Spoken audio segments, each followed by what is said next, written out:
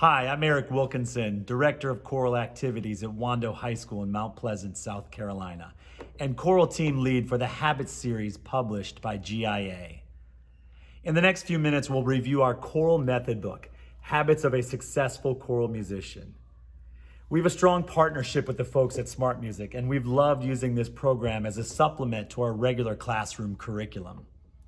Smart Music provides a great platform for students to use during their individual practice time and allows students to establish clear goals of what they want to achieve.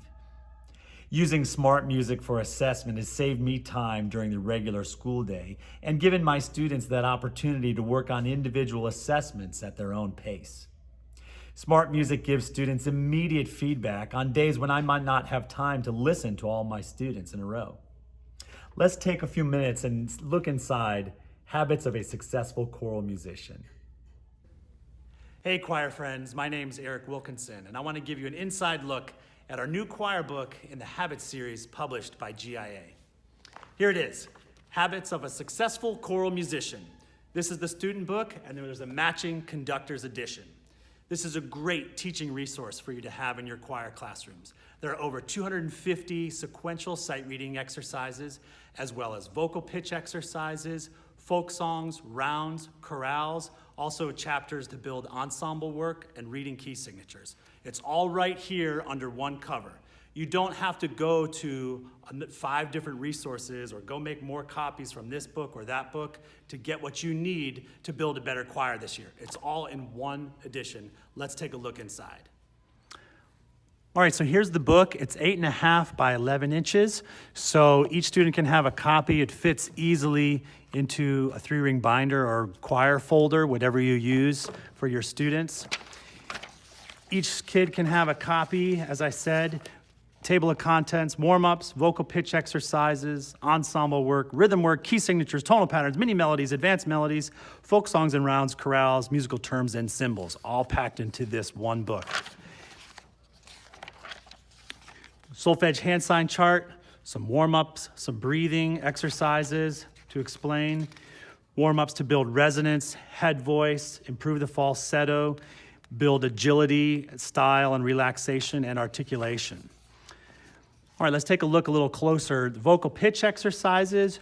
A lot of us are teaching these to our students already on solfege, but it's nice to reinforce them with the visual presentation and have it all written out for what those vocal pitch exercises are. Great exercises for your minor scales, harmonic minor, melodic minor, and really fun exercises for the melodic minor scale as well as the harmonic minor. Also, during your warm-up and fundamentals time, it's great to work on ensemble skills, watching the conductor, tuning chords, vowel unification. There's some great progressions here to build on those skills during your fundamentals time. Also, dynamics, reading dynamics and getting good dynamic contrast. Wonderful exercises there for your choirs. Exercises for articulation, melismas, also attacks and releases. Practice those things before you get into the repertoire so students know what you're talking about. All right, let's take a look at the sight reading section of the book. As I mentioned, there's over 250 sight reading exercises. These all move sequentially. So we've got this chapter, chapter 4, rhythm work. We're just gonna work on rhythm. Use whatever rhythm syllables you're using, whether it's counting or takadimi or kodai, ta, titi, or any other method. Use that to build sequentially with your students and conquer each of these types of skills. At the beginning of each new section, it tells us what you're working on in that particular section. Tons and tons of these rhythm exercises. I think the best choirs have really great rhythm, so don't be afraid to spend some time on this. The next chapter, we start getting into reading key signatures, and there's nice big key signatures to give your students practice so they're going to be able to find where do is or figure out that key and how it relates to the music that they're singing. Then eventually we're going to apply that into tonal patterns. Practice your tonal and solfege skills separate from rhythm It's a whole different skill.